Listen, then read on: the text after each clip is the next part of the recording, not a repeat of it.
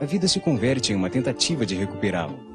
Voltar para o Éden, encontrar o caminho para Shambhala, localizar a Atlântida, o lar, a fonte perdida.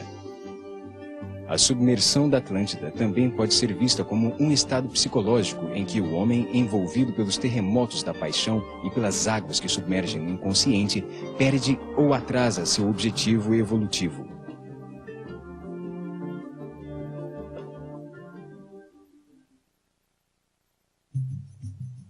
Existem muitas teorias sobre a existência da Atlântida e de outras civilizações anteriores, algumas fundamentadas em evidências inexplicáveis.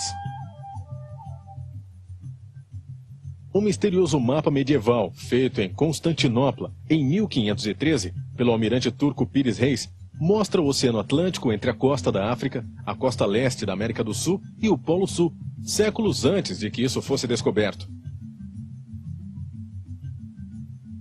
Naquela época achavam que o mundo era plano e estava rodeado de água. Os mapas existentes naquele tempo, chamados portolanos, de porto em porto, não têm comparação alguma com as informações precisas do mapa de Pires Reis.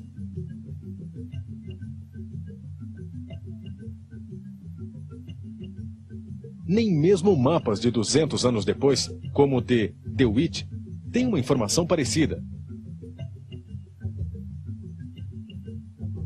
Pires Reis usou coordenadas de longitude e latitude para dividir o globo. Trata-se de trigonometria esférica, inventada bem depois por Geraldo Mercador. Sua precisão, comparando com cálculos atuais, foi absoluta. Tem vários elementos estranhos nesse mapa. O primeiro é que os contornos dos continentes parecem corresponder exatamente com uma fotografia tirada do alto, focalizando as pirâmides do Egito. O mapa foi analisado pela Força Aérea Norte-Americana, que confirmou sua extraordinária precisão, que tem no centro as pirâmides. O almirante Pires Reis deixou anotações no mapa, onde nega qualquer responsabilidade pelos registros originais e da cartografia.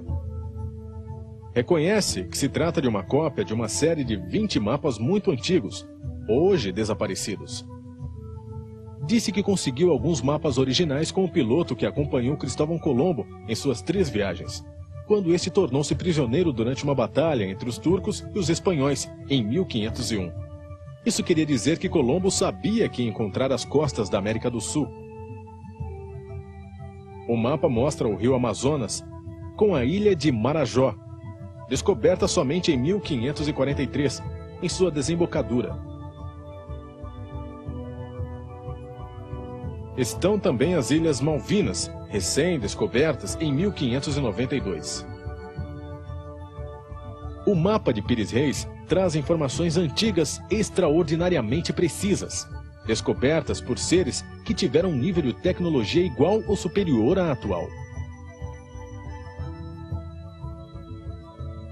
Outro mapa bastante estranho é o que foi feito por Orontos Finels em 1532, onde aparece a Antártida sem a camada de 2 km de gelo que a cobre atualmente.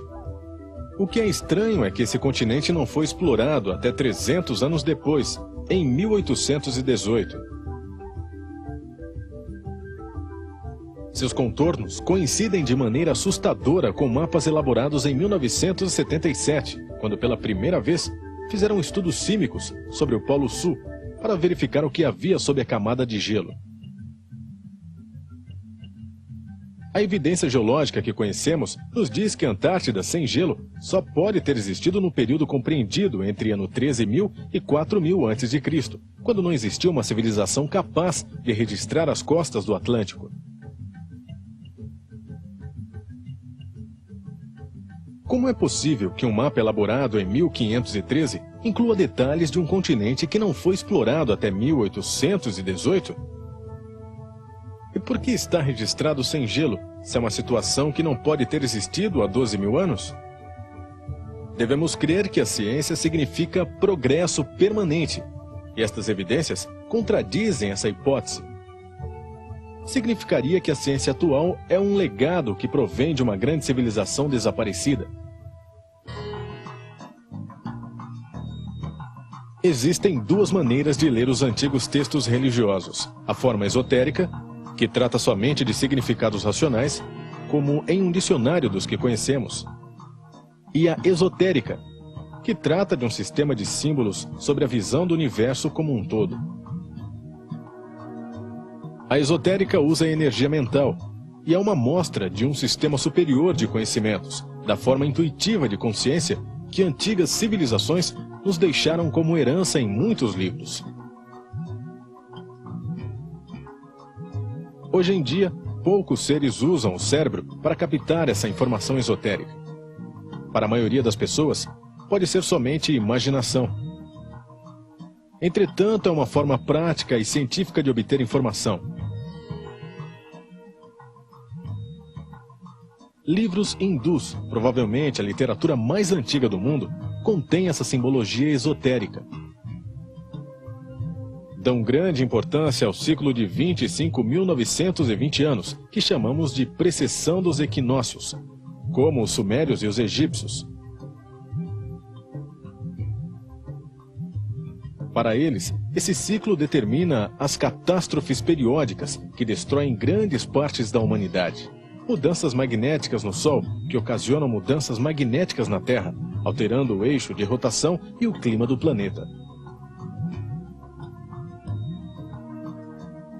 Acredita-se que o dilúvio universal aconteceu em uma das mudanças de ciclo, quando o gelo dos polos caíram no mar, ocasionando um gigantesco tsunami e um cataclismo no globo que destruiu a civilização existente naquele momento.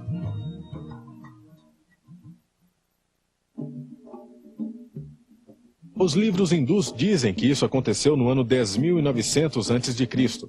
A data coincide com o fim da época glacial e com o começo do novo tempo chamado Zep-Tep, dos calendários egípcios e sumério. Coincide também com dados publicados pela revista Nature, onde se afirma que o último reverso dos polos magnéticos da Terra ocorreu há 12.400 anos.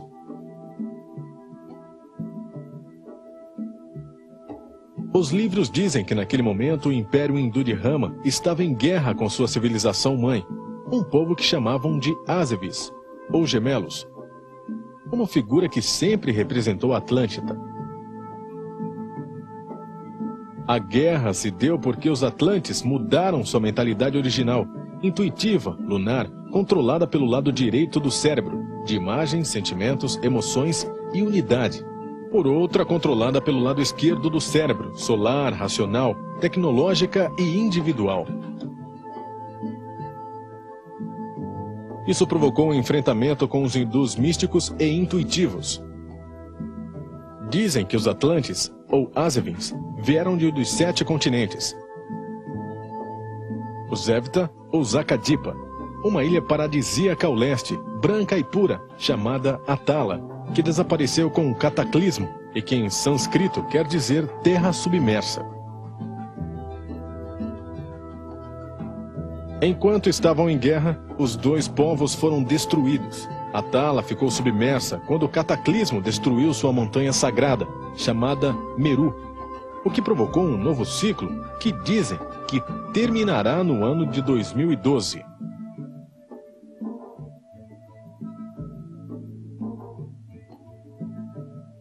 Para os hindus, a mudança de uma era para outra é um momento alarmante.